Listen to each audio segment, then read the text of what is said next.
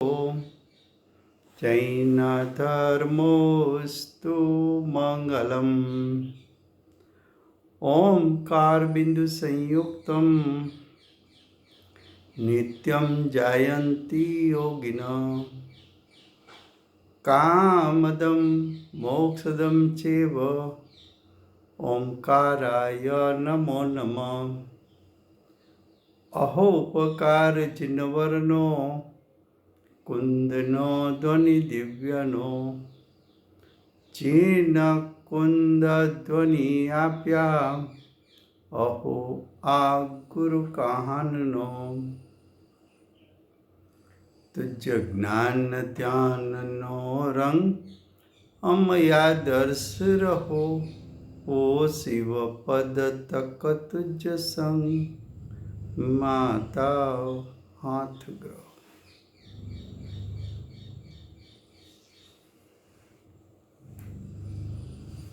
ये समयसार नाम का परम अध्यात्म शास्त्र है।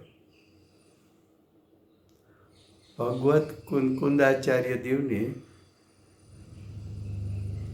मांगलिक करके समयसार को कहने की प्रतिज्ञा की है। समय का एक अर्थ जीव है। जीव दो प्रकार से परिणमन कर सकता है। स्वसमय परिणमन करता है तो ज्ञानी है, पर समय परिणमन करता है तो अज्ञानी है। अज्ञानी जीव अजीव को जीव मानता है।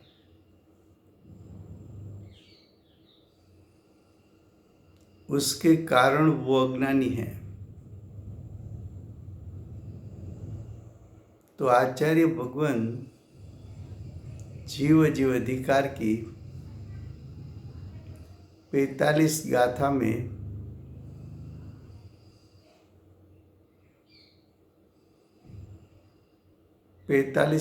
में शिष्य ने प्रश्न किया कि अध्यवसान आदि भावों को आपने जीव क्यों नहीं कहा?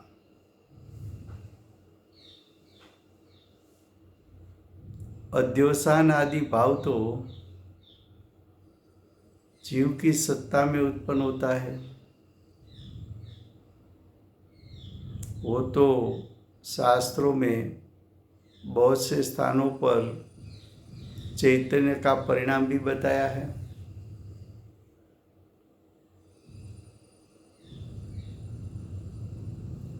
आचार्य भगवान प्रयोजनवश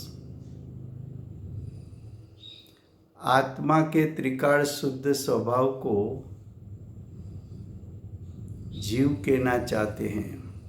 क्यों? कि त्रिकाल शुद्ध स्वभाव का अवलंबन लेकर परिणमन में शुद्धता प्रकट हो सकती है।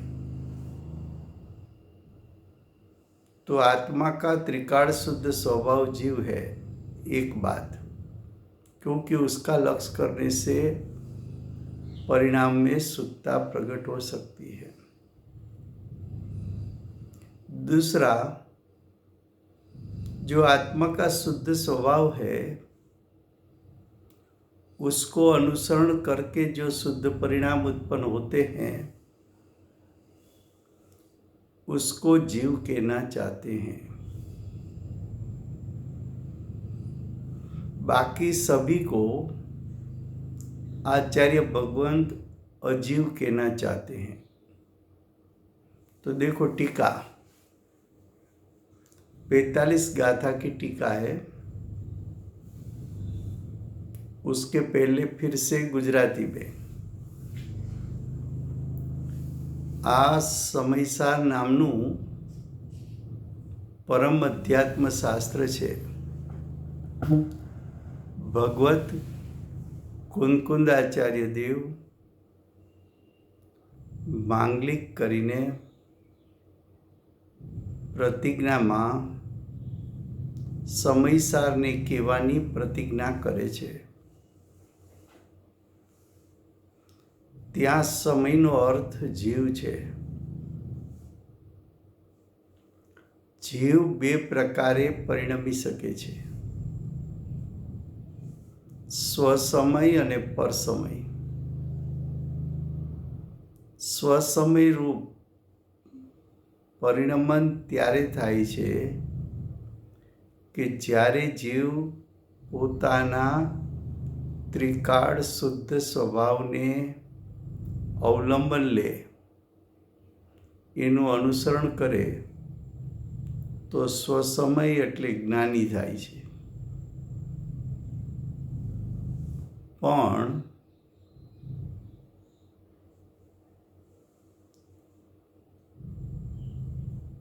જીવ જો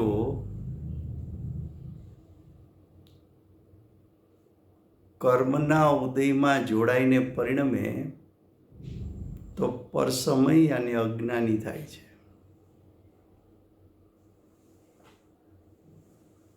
જીવ અજીવ અધિકારમાં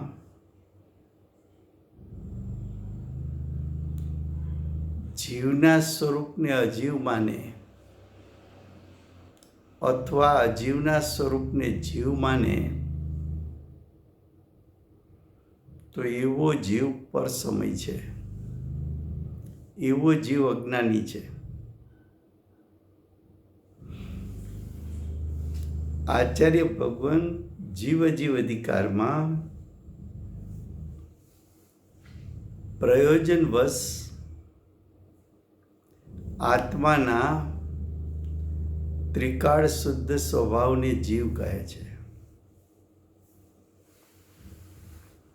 પ્રયોજનવશ એટલે કે ત્રિકાળ શુદ્ધ સ્વભાવનું અવલંબન લીધા વિના સ્વસમયરૂપ પરિણમન થતું નથી.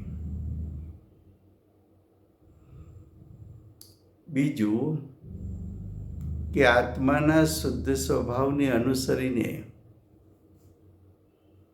શુદ્ધ પરિણામ થાય, એને આચાર્ય ભગવાન જીવ કહે છે. બાકી બધું અજીવ છે. અહીંયા 45 ગાથામાં શિષ્યનો પ્રશ્ન એમ છે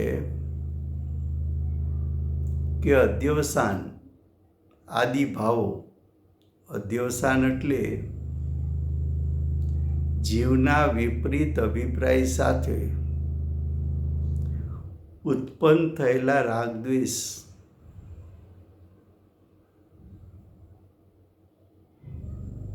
છે, તો જીવના વિકારી પરિણામ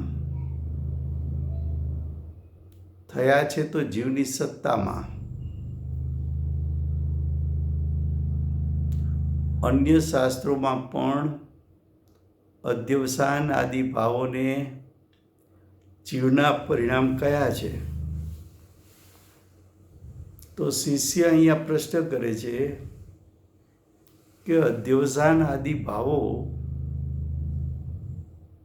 એને અહીંયા અજીવ કેમ કયા?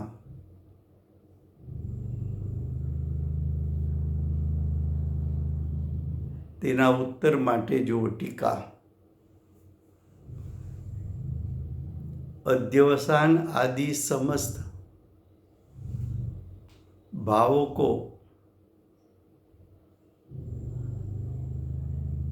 उत्पन्न कराने वाला जो 8 प्रकार का ज्ञानावरण आदि कर्म है वो सब पुद्गलमय है, ऐसा सर्वज्ञ का वचन है।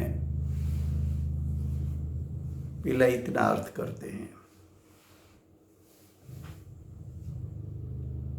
ज्ञानावरण आदि यानी घाती कर्मचार, वेदनीय आदि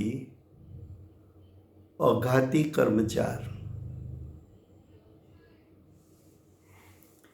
8 प्रकार के कर्म कर्मण वर्गणा में से बना हुआ है। 8 प्रकार के कर्म कर्मण वर्गणा का परिणमन है और कर्मण वर्गणा पुद्गल है।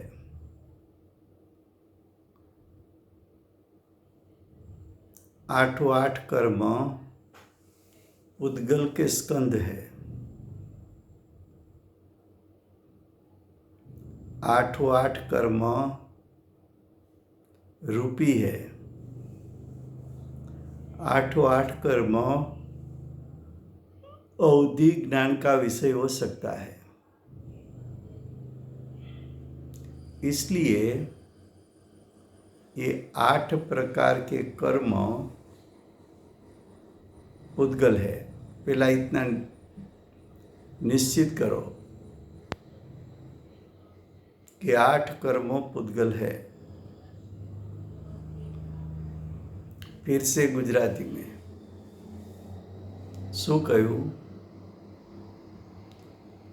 8 પ્રકારનું જ્ઞાનાવરણ આદિ કર્મ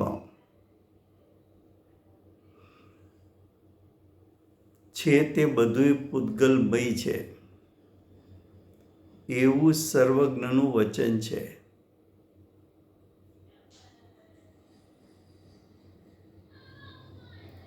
જ્ઞાનાવરણ આદि 4 ઘાતી કર્મ, वेदनी आदि 4 अघाती कर्म।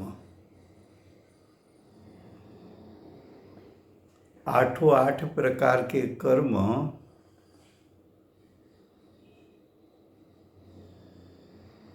ये तो कर्मण वर्गणा में से बना हुआ है। कर्मण वर्गणा पुद्गल स्कंद है। वो पुद्गल स्कंद का परिणाम वो कर्म है और ऐसे पुद्गल स्पर्श रस गंध वर्ण वाले हैं। सूक्ष्म स्कंद है। स्कंद भी पुद्गल का प्रकार है। 8 प्रकार के कर्म में चेतनपना नहीं है, जीव नहीं है, अचेतन है, जड़ है, पुद्गल है।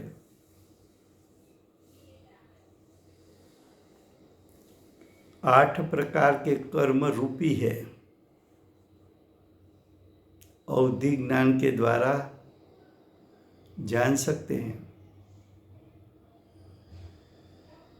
और सर्वज्ञ ने भी 8 कर्म को पुद्गल स्वरूप अपने ज्ञान में जाना है।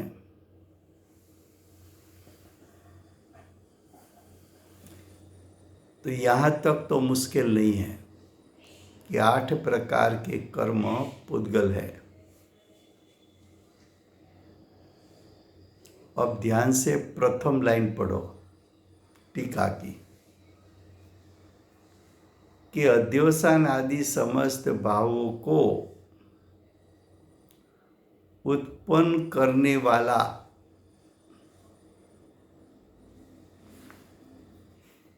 अध्यवसान को उत्पन्न किसने किया? तो कि जीव ज्ञायक स्वभाव का अवलंबन ले सकता है और जीव 8 प्रकार के कर्म का अवलंबन ले सकता है। जब जीव 8 प्रकार के कर्म का अवलंबन लेता है तब अध्यवसान उत्पन्न होता है। तो अध्यवसान उत्पन्न हुआ, उसमें लक्ष्य 8 प्रकार के कर्म का उदय की ओर था। अवलंबन 8 प्रकार के कर्म का था। 8 प्रकार के कर्म को निमित्त बनाकर अध्यवसान उत्पन्न हुए। अध्यवसान विनायक स्वभाव का लक्ष्य करने से उत्पन्न नहीं हो सकता। अध्यवसान विनायक स्वभाव का अवलंबन लेने से नहीं हो सकता।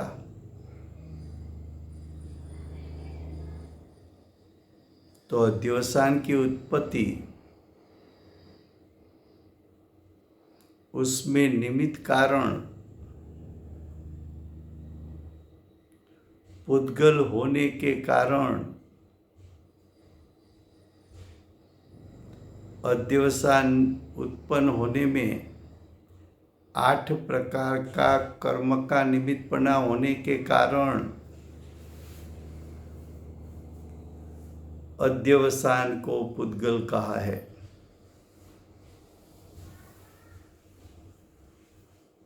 फिर से गुजराती में,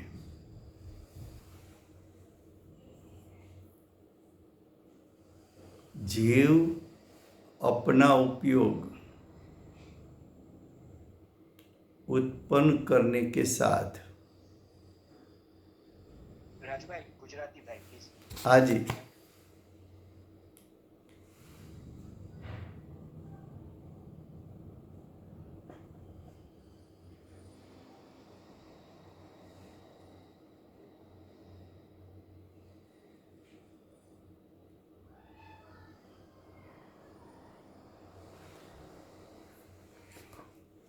कोई प्रश्न है?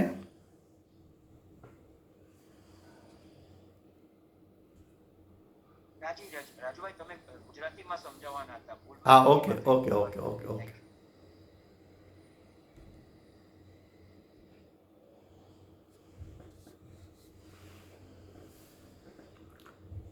શું કહ્યું? ફરીવાર કે જીવ જ્યારે એનો ઉપયોગ ઉત્પન્ન થાય તો ઉત્પન્ન થતાની સાથે આત્માના ત્રિકાળ શુદ્ધ સ્વભાવનું લક્ષ્ય કરી શકે અને કર્મના ઉદયનું પણ લક્ષ્ય કરી શકે।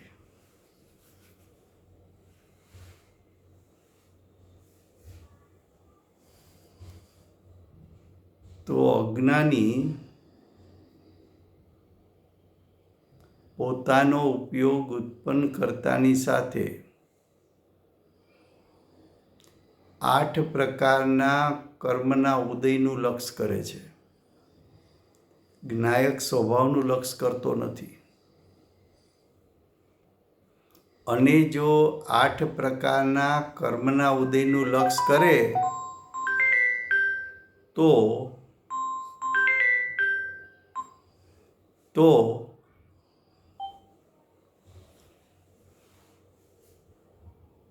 તો જીવના પરિણામમાં અધ્યવસાન ઉત્પન્ન થાય। તો જીવ જ્યારે પોતાનો ઉપયોગ ઉત્પન્ન કરતાની સાથે 8 પ્રકારના કર્મ એમાં જોડાઈ જાય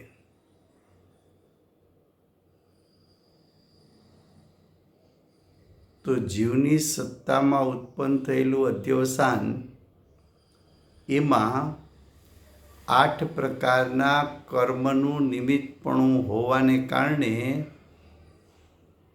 એ અધ્યવસાનને પુદ્ગલના પરિણામ કહેવામાં આવે છે। એમ કહીને 8 પ્રકારના કર્મનું લક્ષ્ય છોડાવવું છે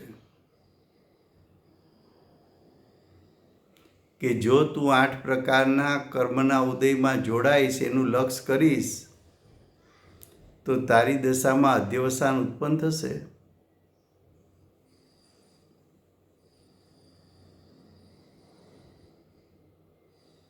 અધ્યવસાન ઉત્પન્ન થાય છે ત્યારે આત્માના ત્રિકાળ શુદ્ધ સ્વભાવનું લક્ષ્ય નથી,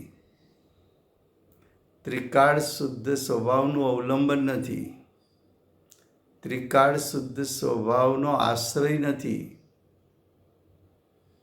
ત્રિકાળ શુદ્ધ સ્વભાવનું ધ્યાન નથી. માટે અધ્યવસાન કોને કારણે ઉત્પન્ન થયા? તો કે કર્મના ઉદયના નિમિત્તે થયા. કર્મ કયું દ્રવ્ય છે? તો કે કર્મ પૂતગલ દ્રવ્ય છે. માટે અધ્યવસાન આદિ ભાવો એને અમે પૂતગલ કહીએ છીએ.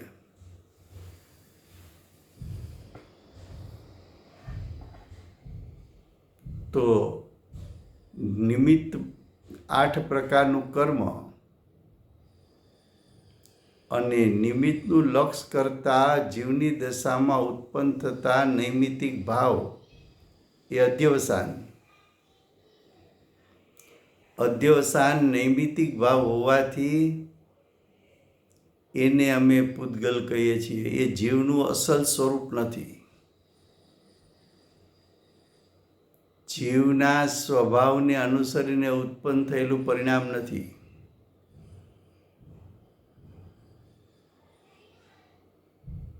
अब देखो टीका, उसकी 2 लाइन के लास्ट 2 शब्द है. विपाक की हदे पहुंचा हुआ वो कर्म के फल रूप जो कहने में आता है वो अर्थात कर्मफल अनाकुलता लक्षण जो सुख नाम का आत्म स्वभाव उससे विलक्षण होने से दुख है,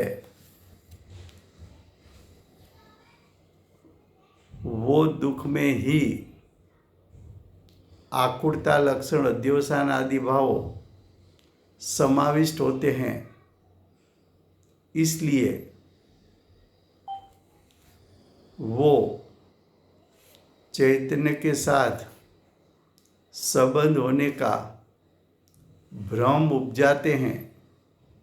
फिर भी वो आत्मा का स्वभाव नहीं है, लेकिन पूतगल स्वभाव है. क्या कहा फिर से?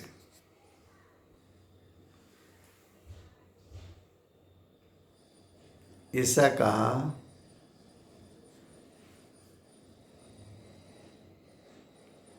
विपाक. विपाक का अर्थ है कर्म का फल देने की शक्ति. जो कर्म उदय में आया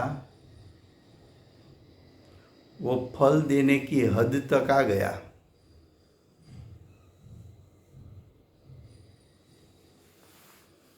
तो कर्म का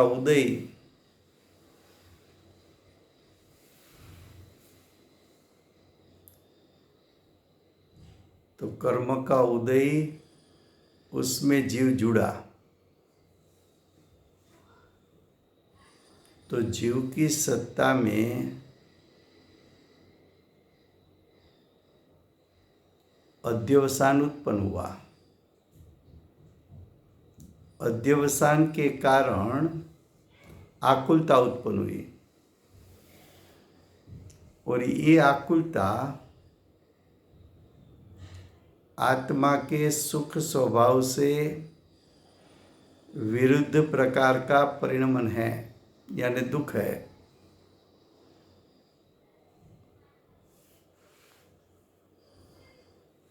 वो दुख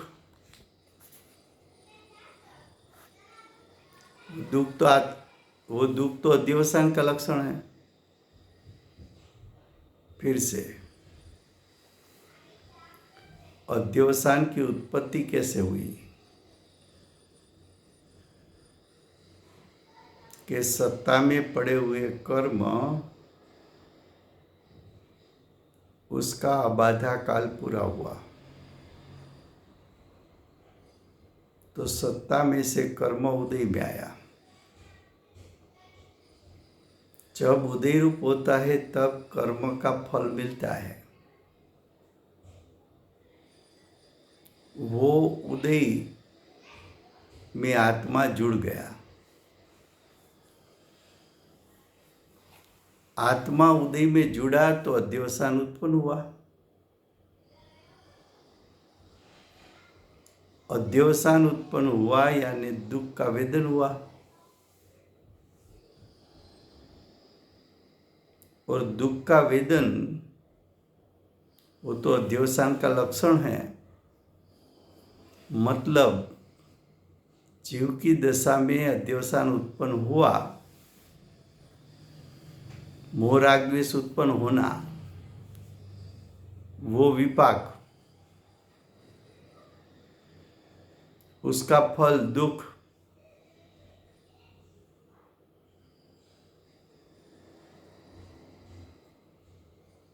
तो जिसका लक्षण दुख हो वो तो अध्यवसान का लक्षण है। ऐसा दुखरूप परिणमन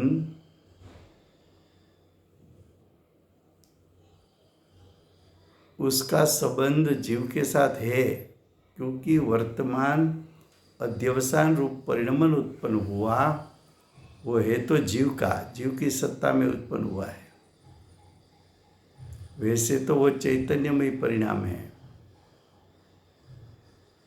लेकिन उसको अजीव क्यों कहा था? तो कि कर्म के उदय में जुड़ा था, इसलिए। आत्म स्वभाव में जुड़ जाता तो अध्यवसान नहीं होता, तो स्वभाव रूप परिणमन होता।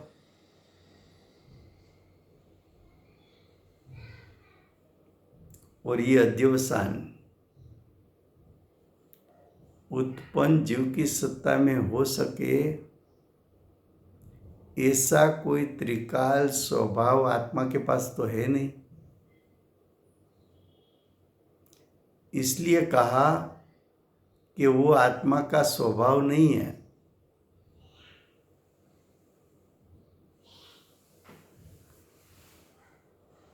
तो किसका स्वभाव है? तो कि पुद्गल का स्वभाव है। पुद्गल का स्वभाव क्यों कहा? कि कर्म के उदय में जुड़ते समय अध्यवसान उत्पन्न होते हुए दिखने में आता है।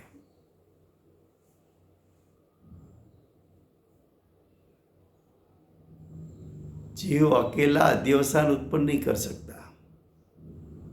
बाहर में निमित्त कर्म का उदय होना चाहिए। तो कर्म का उदय निमित्त उसका ज्ञान कराया, वो निमित्त के साथ जुड़ने से नैमित्तिक परिणाम उत्पन्न हुआ।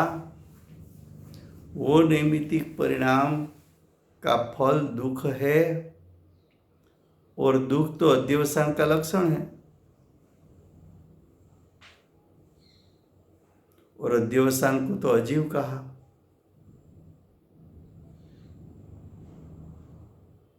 तो वो जीव का लक्षण नहीं है, इसलिए वो अजीव है।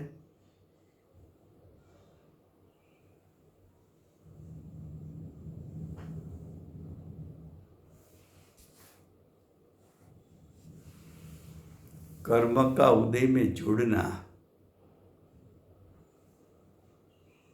जुड़ने से जो भाव उत्पन्न हुआ वो अध्यवसान है, और उसका फल दुख है।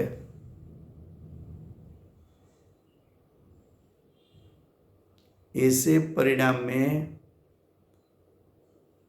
अज्ञानी को भ्रम उत्पन्न होता है कि ये जीव है, ये जीव का कार्य है। तो यहाँ तो बताना है कि दुख रूप भाव चेतन भाव नहीं है। दुखरूप भाव तो कर्मजन्य है, और कर्म तो अचेतन जड़ है।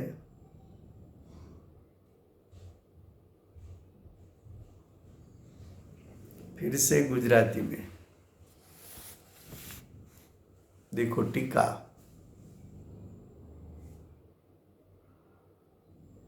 ટીકાની 2 લાઈન પૂરી થાય છે, ત્યાં છેલ્લા 2 શબ્દ છે,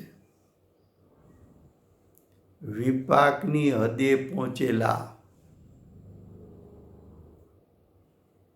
વિપાકની હદે એટલે ફળ આપવાની હદે પહોંચેલા, ફળ આપવાની તૈયારી છે ત્યારે।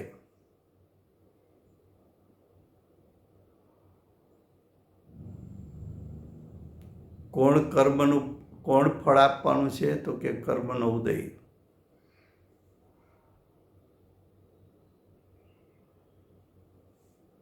કર્મ અને કર્મ ફળ, ઉદય આવવો એ કર્મ છે,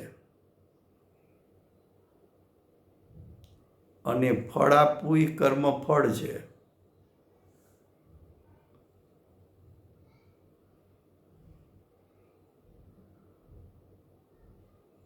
કર્મનો ઉદય આવ્યો ને 12માં ધન મળ્યું, તો એ ધન મળ્યું એ કર્મ ફળ છે।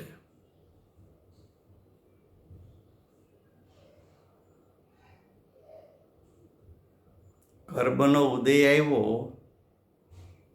જીવ એમાં જોડાણો,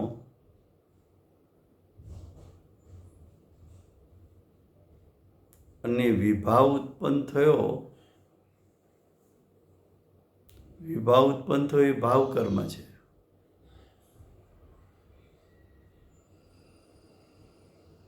ને ભાવ કર્મને કારણે દુઃખનું વેદન થવું એ ભાવ કર્મનું ફળ છે।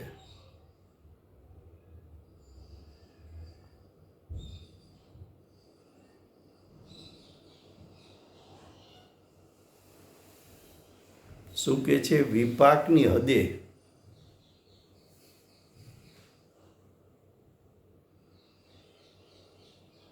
પહોંચેલા,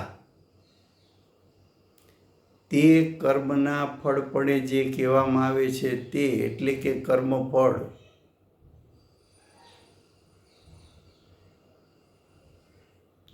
કર્મફળ કેવું છે?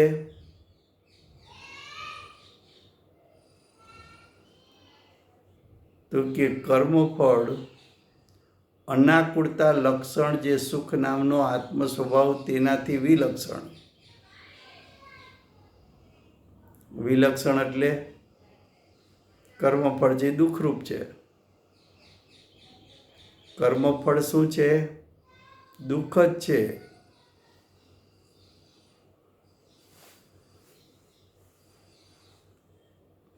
તો કર્મફળ દુઃખ છે। એ દુઃખ કોનું લક્ષણ છે? તો કે દુઃખ તો અધ્યવસાનનું લક્ષણ છે।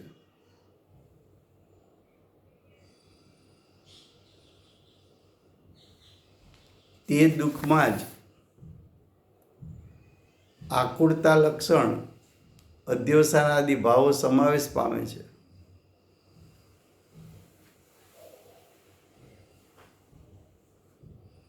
તો અધ્યવસાન દુઃખ છે।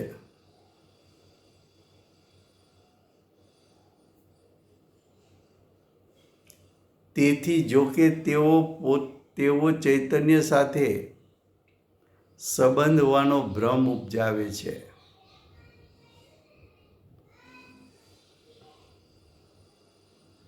એ દુઃખનું વેદન થયું તો આત્માની સત્તામાં, કારણ કે અધ્યવસાન ખરેખર ઉત્પન્ન થયા છે તો જીવની સત્તામાં। જીવની સત્તામાં ઉત્પન્ન થતું હોવા છતાં, જીવનું પરિણામ હોવા છતાં એને અજીવ કહેવું છે। અજીવ કેમ કહેવું છે? તો કે અધ્યવસાયને ઉત્પન્ન કરે એવો જીવમાં સ્વભાવ નથી. યોગ્યતા છે, સ્વભાવ નથી. બીજું, અધ્યવસાન ઉત્પન્ન કરવામાં આત્મ સ્વભાવનું અવલંબન નથી, પણ અવલંબન 8 પ્રકારના કર્મનું છે.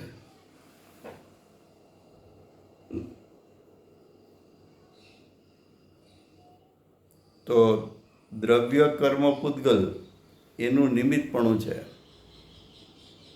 અધ્યવસાનની ઉત્પત્તિમાં. અધ્યવસાનની ઉત્પત્તિમાં લક્ષ કર્મના ઉદયનું છે.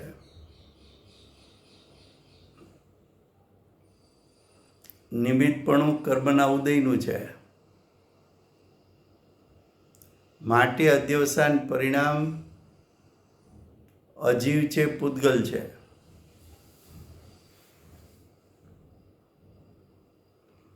પણ આવું સિદ્ધ કરવાનું પ્રયોજન શું છે? તો કે પ્રયોજન એ છે કે તારી દશામાં અધ્યવસાન ઉત્પન્ન થાય છે એ દુઃખરૂપ છે.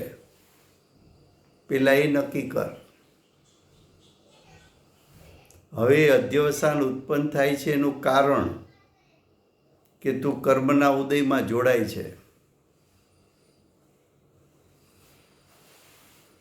અને કર્મના ઉદયમાં જોડાઈશ ત્યાં સુધી અધ્યવસાન ઉત્પન્ન થયા કરશે અને દુઃખરૂપ વેદન થયા કરશે. હવે કર્મના ઉદયનું લક્ષ છોડાવવું છે. એટલે એમ કીધું કે અધ્યવસાન તો અજીવ છે. અજીવનું લક્ષ કરાય કે જીવનું લક્ષ કરાય? તો જીવના સ્વભાવનું લક્ષ કર.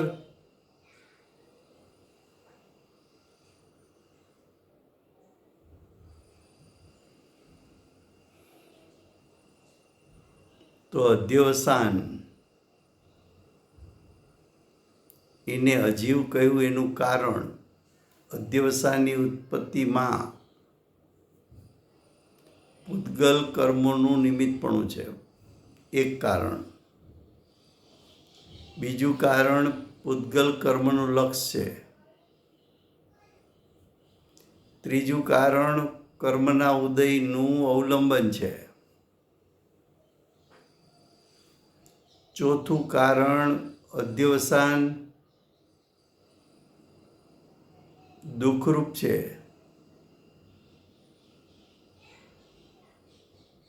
અને દુઃખ એ તો અધ્યવસાનનું લક્ષણ છે, આત્મ સ્વભાવનું લક્ષણ નથી. भाई प्लीज एक बार चारों पॉइंट्स रिपीट कर दीजिए. फिर से, अध्यवसान को पूतगल क्यों कहा? तो कि कर्म का उदय का निमित्त बना है.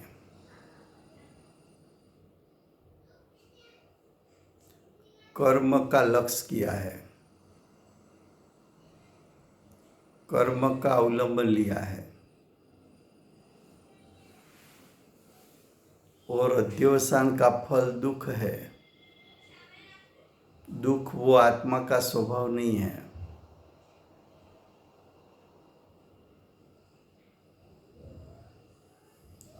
अब भावार्थ.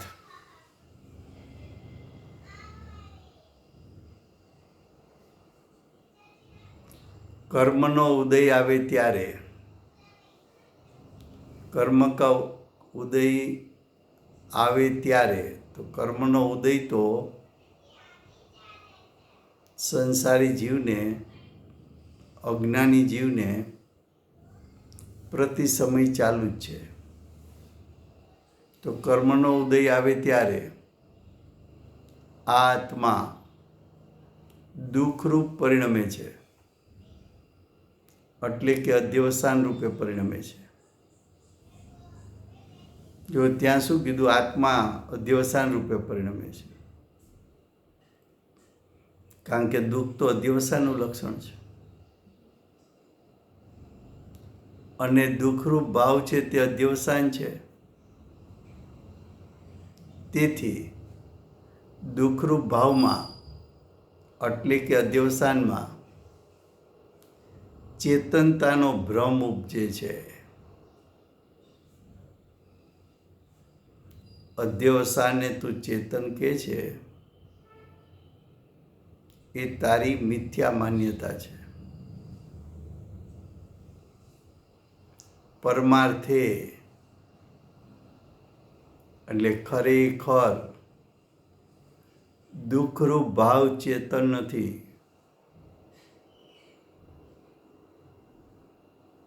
દુઃખરૂપ ભાવ કર્મજન્ય છે.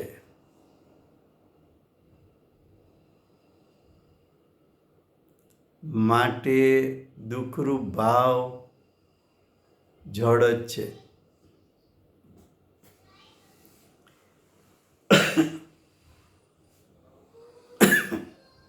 तो यहाँ क्या बताया कि कर्म का उदय तो प्रति समय आता है और प्रति समय अज्ञानी जीव उसमें जुड़ता है और प्रति समय दुख रूप परिणमन होता है. और ये दुख रूप परिणमन आत्मा का है.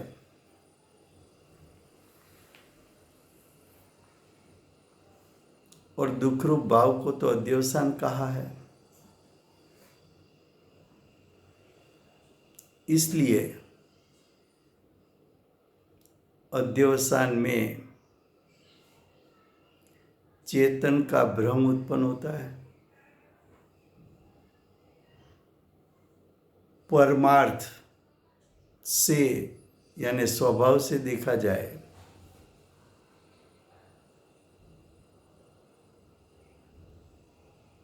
तो दुख रूप भाव चेतन नहीं है.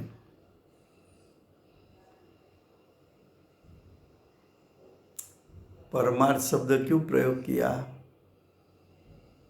कि आत्मा का सुख स्वभाव, अगर आत्मा का सुख स्वभाव उसका परिणमन लोगे तो वो तो सुख रूप है. स्वाभाविक परिणमन लो तो सुख रूप है. सहज परिणाम लो तो वो तो सुख रूप है.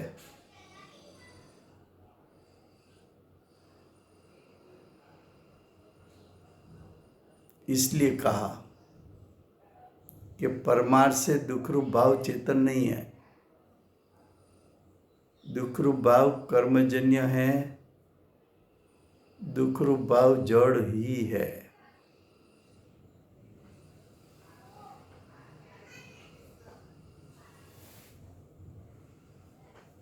अब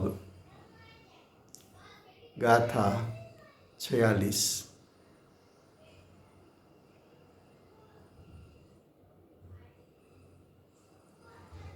अब का अर्थ है अध्यवसान भाव को पुद्गल सिद्ध करने के बाद.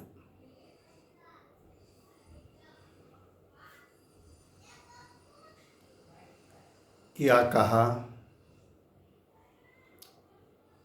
अब का अर्थ क्या है कि 45 गाथा में अध्यवसान को पुद्गल कहा. ये तो बात सिद्ध की. उसके बाद फिर से गुजराती में हवेनो अर्थ શું છે कि 45 ગાથામાં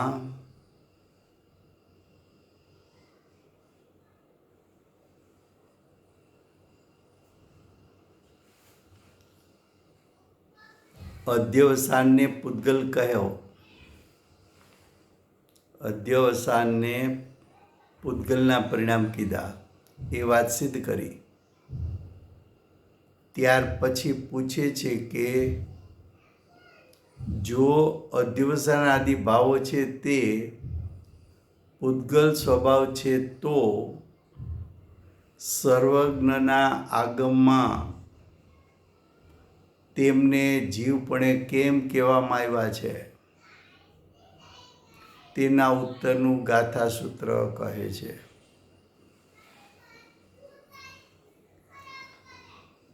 શું કહ્યું કે તમે તો સિદ્ધ કર્યું કે અધ્યવસાન પૂતગલ છે. એ તો પૂતગલ સ્વભાવો છે, પણ ત્રણ કાળ ત્રણ લોકને જાણનારા સર્વજ્ઞ પરમાત્મા, તીર્થંકર પરમાત્મા, એમની દિવ્ય ધ્વનિમાં જે ઉપદેશ આવ્યો અને આગમની રચના થઈ, એ આગમોમાં તો અધ્યવસાન ભાવોને જીવપણે કેમ કહેવામાં આવ્યા છે.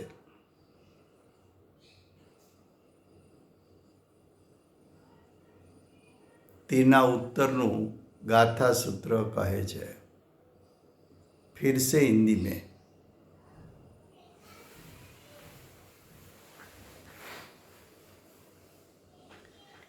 एक बार आचार्य भगवान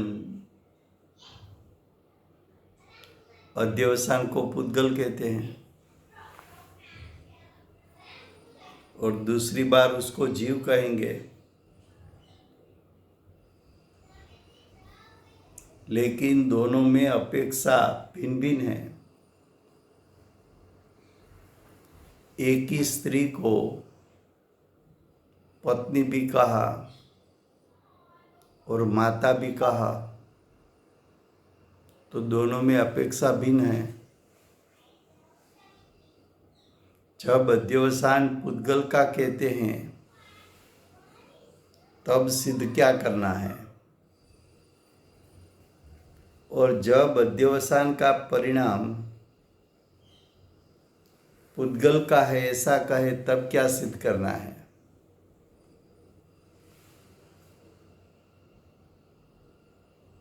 क्या कहा हेडिंग में? अब प्रश्न करते हैं कि जब अध्यवसान आदि भाव है, वो पुद्गल स्वभाव है, ऐसा आपने अगली गाथा में सिद्ध किया है, तो हमारा प्रश्न यह है कि सर्वज्ञ के आगम में तीन काल तीन लोक को जानने वाले तीर्थंकर परमात्मा की दिव्य ध्वनि में जो उपदेश आया और उसमें 12 अंग 14 पुरों की रचना हुई, ऐसे आगमों में उसको यानी अध्यवसान को जीवपने क्यों कहने में आया?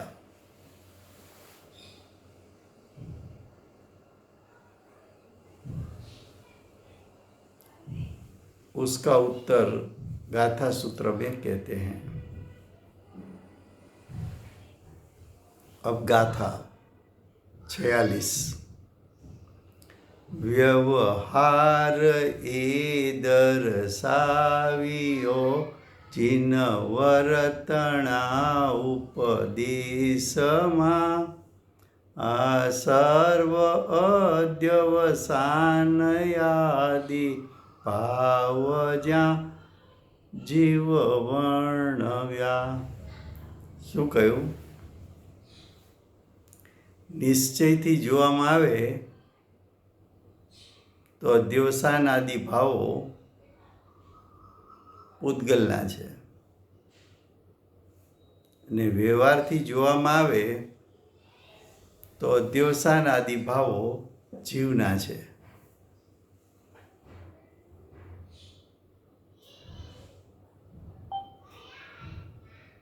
એવું સિદ્ધ કરે છે અહીંયા.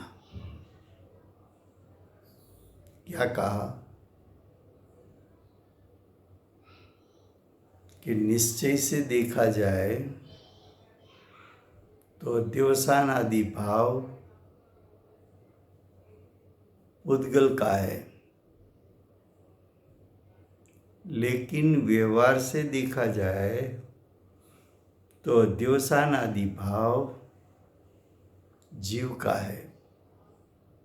ऐसा सिद्ध करना है। यहाँ पहले व्यवहार से बात बताएंगे। देखो गाथार्थ, ये सर्व अध्यवसान आदि भाव, सर्व का अर्थ है अज्ञानी को अनादि से प्रति समय अध्यवसान आदि भावों उत्पन्न होते हैं।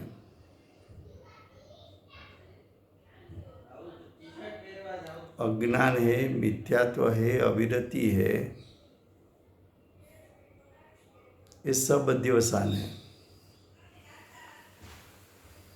मिथ्यात्व के साथ जो राग द्वेष उत्पन्न किया वो अध्यवसान है। मिथ्यात्व के साथ शुभाशुभ भाव उत्पन्न किया वो सब अध्यवसान है। तो अज्ञानी जीव को अनादिकाल से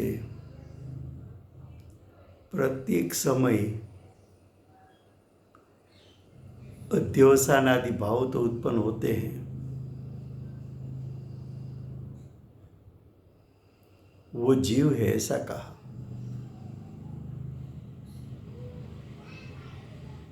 अगली गाथा में पुद्गल कहा था, यहाँ तो जीव है ऐसा कहा और बाद में रेफरेंस तीर्थंकर परमात्मा का दिया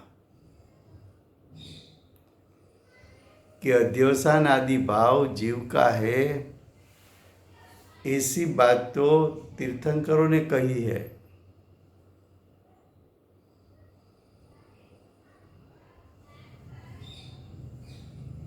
तो आचार्य भगवान ने कहा कि जिनवर ने जो उपदेश दिया और अध्यवसान को जीव का कहा, वो तो व्यवहार नहीं से बताया है। निश्चय नहीं से तो पुद्गल का है, व्यवहार नहीं से जीव का है, तो उसका अर्थ क्या?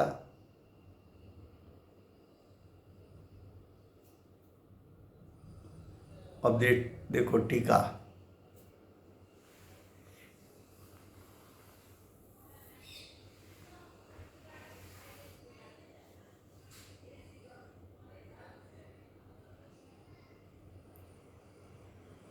ये सब अध्यवसान आदि भावों जीव है,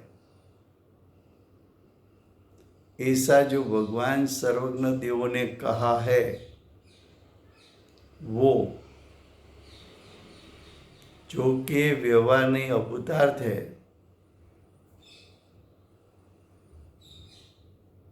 अभूतार्थ का अर्थ क्या?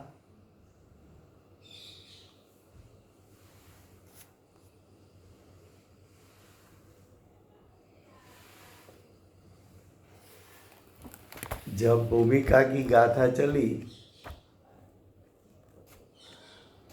तब बात बताई थी, अभूतार्थ किसको कहे?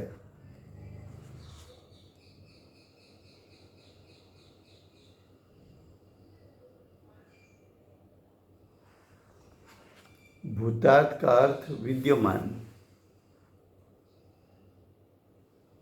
और अभूतार्थ का अर्थ अविद्यमान। उसका अर्थ क्या? फिर से, भूतार्थ का अर्थ विद्यमान,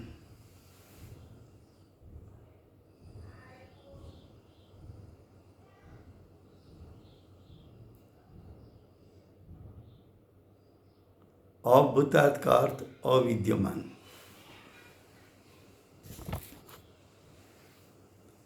अब ध्यान से सुनना। जब नई का 2 प्रकार बताया था, छठी गाथा 7वीं गाथा में शुद्ध नई का विषय बताया और 8वीं गाथा से व्यवहार नई का स्वरूप बताया। तो नई का 2 प्रकार, शुद्ध नई और व्यवहार नई।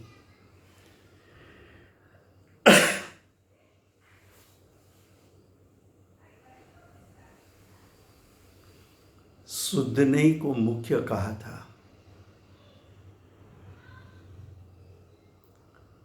व्यवहार नई को गौण कहा था।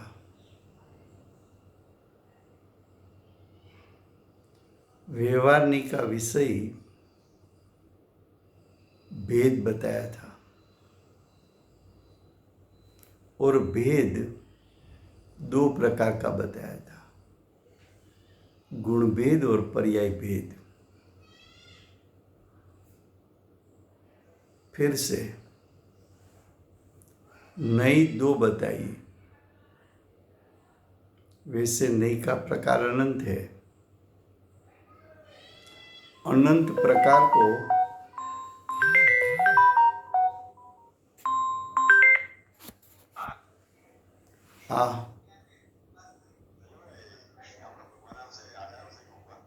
उबा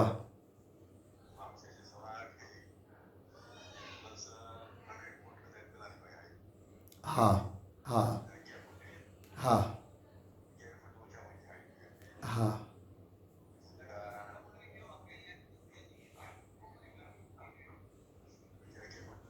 हाँ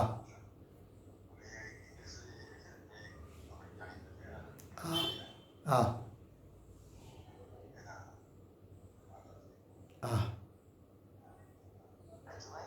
हाँ हाँ हाँ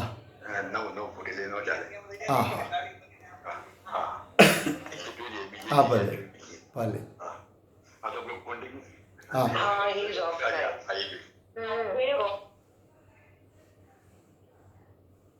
हाँ थैंक यू बराबर।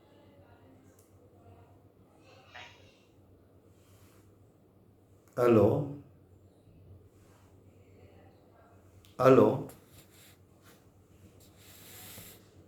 हाजी राजभाई, हाजी राजभाई। हाँ, तो नई 2 प्रकार की बताई थी, शुद्ध नई और व्यवहार नई।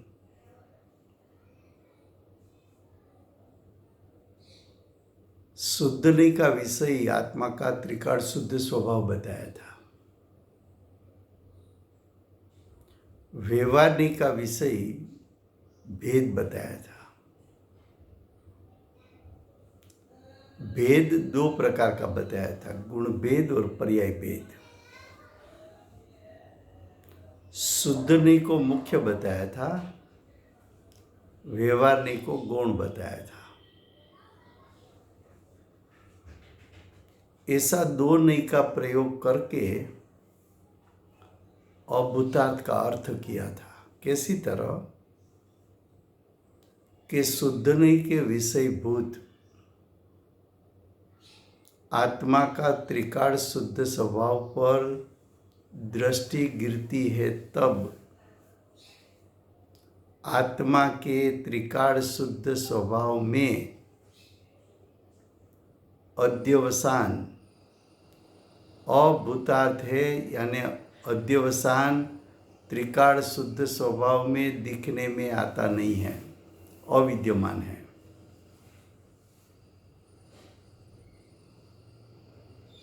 और भूतात् का अर्थ किया था विद्यमान।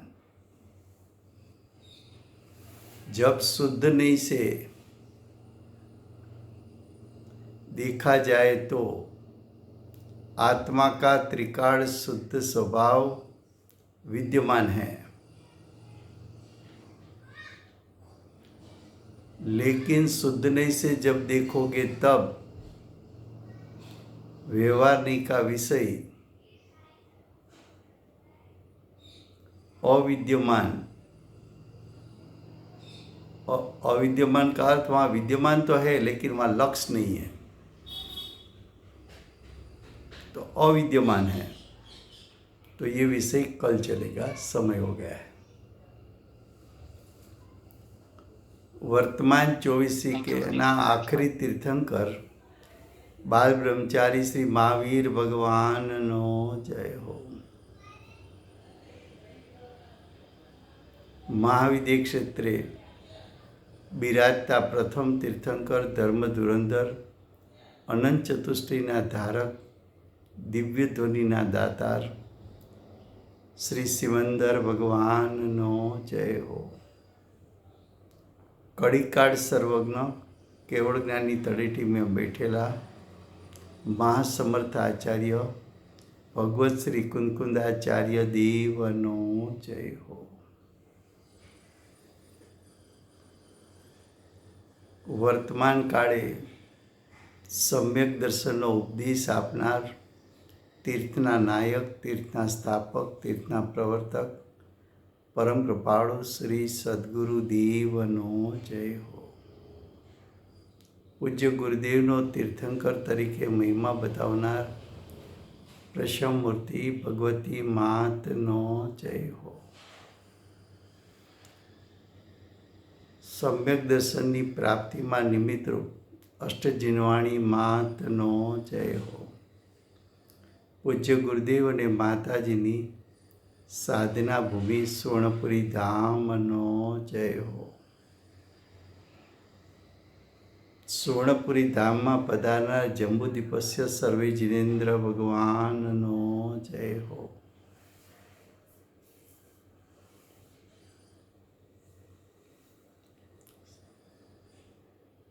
ચોવીસ તીર્થંકર પૂર્વે મોક્ષ જનાર શ્રી બાહુબલી ભગવાનનો જય હો।